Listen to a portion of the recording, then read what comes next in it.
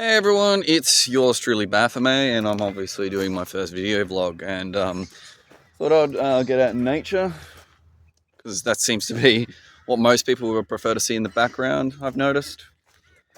As you can see, it's a very nice, lovely, woody area.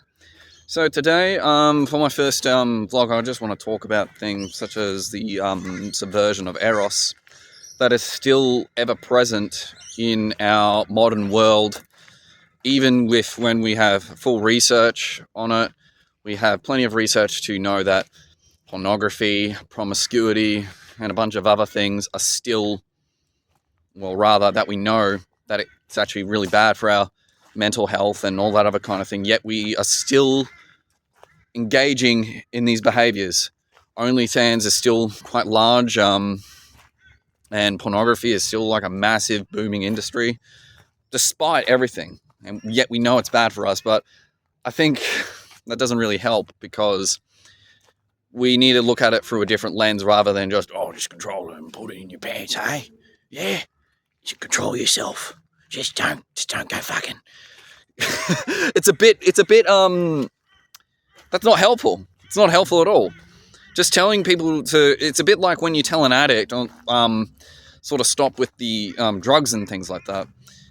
First, you need to find out where it actually all first comes from. And I find addiction to pornography, or if prostitutes are your thing, maybe, or where that all comes from. So for me, I find that what actually really started a lot of the issues in the first place was not just like obviously having a really poor relationship with my mum, who I no longer talk to. But it's also other things such as suppression of will, suppression of confidence, and a bunch of other things. So I would ask yourself, so what usually happens is if you cannot express your if you can't express yourself, that tends to go below the belt in general.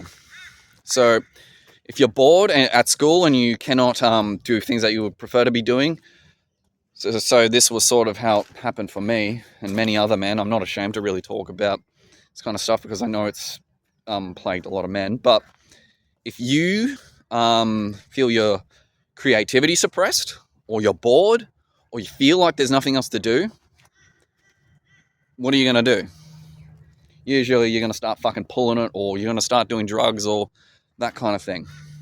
Because it's sort of only come to really pass in the past few months for me that it's actually the suppression of sexuality is also a suppression of thought.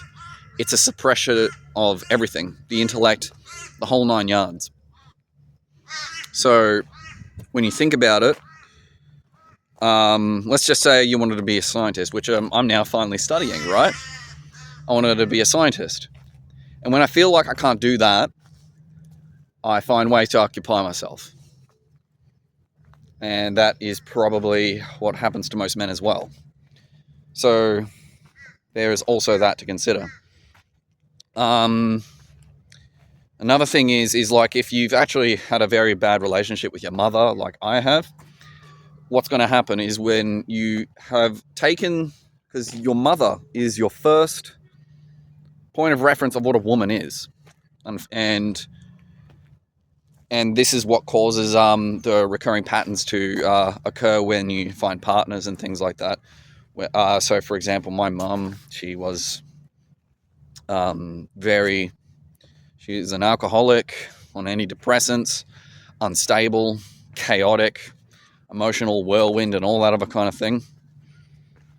And that sort of I ended up pushing that onto other women, and that is never a good thing, because then what ends up happening is I end up pulling the exact same kind of women. So, but I've largely dealt with that over the past couple of years. And another thing you should be dealing with is like your self-confidence. Like if you're not confident in your intellect, for example, and you wanted to be a writer. So try to think about when what you wanted to do as a child. I know that some of them are a bit unrealistic, but usually children are pretty pure at that point and they know what they're doing. Like, I wanted to get into science, but I never did it. And I'm now pushing 30, but I'm now getting into it now. But because I wasn't able to express that through boredom at school, having to be preoccupied with shit I didn't give a shit about, it's ended up the same way. So I think I don't really need to explain this much further, other than if you are still struggling with pornography addiction, or you're still having trouble to control your sexuality, I'd recommend ground yourself, for starters, do meditation and that kind of thing. 2, don't beat yourself up over it. Try to find out why it's happening, because if you don't cut out the prima mobile, the original cause of this aberrative behavior in the first place, you are going to continue it over and over again. And at that point, it's not basically a matter of self-control. It's more a matter of how you are directing that energy. So that's a big part of it for a lot of people, I find, in men, because we already know how bad things like meth, heroin, and that kind of stuff can be, but yet some people still find themselves doing it. And pornography is same sort of thing. So I would recommend that you all do that. This is my first blog post. Obviously I was a bit all over the joint, but hopefully you gain something useful from this. So see you later, and like, share, subscribe to the channel, and subscribe to my Substack.